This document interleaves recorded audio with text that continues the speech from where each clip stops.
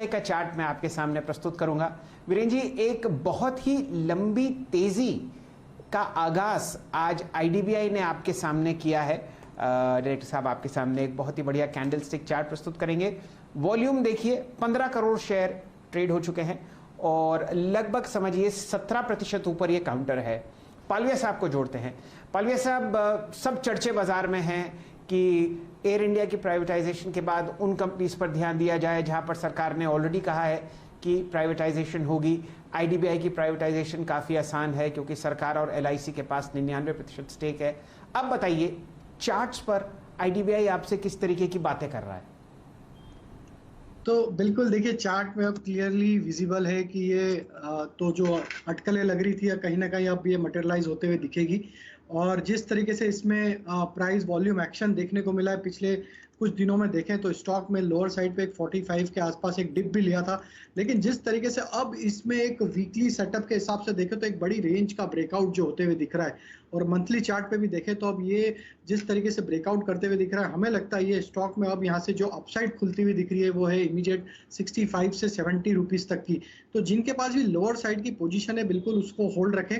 अब stop loss को trail करके 54 के आसपास लिया है और हमें लगता है इमीडिएट टारगेट जो आना चाहिए 65 से 70 तक की अपसाइड आईडीबीआई में आते हुए दिख सकती है।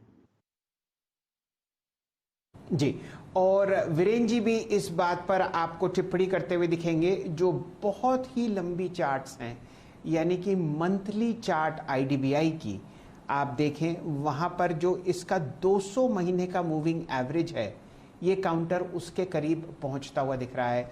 200 महीने का मूविंग एवरेज अगर आप समझिए और इसको 12 से भाग कीजिए तो वो आपको आता हुआ दिखेगा 16वां साल। तो 16वें साल के उस लेवल पर ये काउंटर आपको ट्रेड करता हुआ दिखेगा और अगर ये टूटता है तो आप यहां पर एक अलग तरीके का जिन खुलते हुए देखेंगे। वीरेन जी। जी हाँ शैल जी, यहाँ पे एक चीज़ और बताऊँ मैं आपको, थोड़ा सा इसी भाषा को आपकी अगर सरल कर दूँ, एक बार जाइए और देखिए इसके मंथली चार्ट को या फिर वीकली चार्ट को या फिर डेली चार्ट को।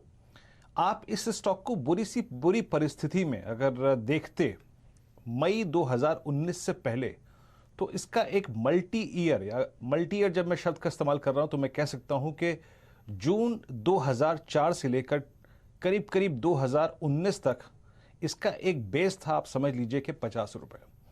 और 50 रुपए के बाद जब इसका जोन शुरू होता है वो होता है स्ट्रेंथ वाला जोन, जहां से ये पुल बैक देखिए कहीं भी आ सकता है। तो 57 पे इसने एक बहुत बड़े क्रिटिकल लेवल को, 55 के लेवल को, जो कि इसका अगस्त 2020 का हाई है, उसको पार कर लिया है और उसके बाद इस स्ट्रेंथ इसमें आती हुई। प्रकाश सर, आपकी राय क्या होगी? 58 कितनी स्ट्रॉन्ग पॉसिबिलिटी है कि इन हवाओं के बीच में अगर आप देखें जो चल रही है तमाम पीएसयू स्पेस के साथ, ये 66 या फिर 60 या 61 की ट्रैजेक्टरी को रीगेन कर जाए, जिस तरीके की फोर्स है और जिस तरीके का वॉल्यूम है यहां पर? मेरा सॉफ्टवेयर थोड़ा रीस्टार्ट हो रहा है, माफी चाहूंगा मैं।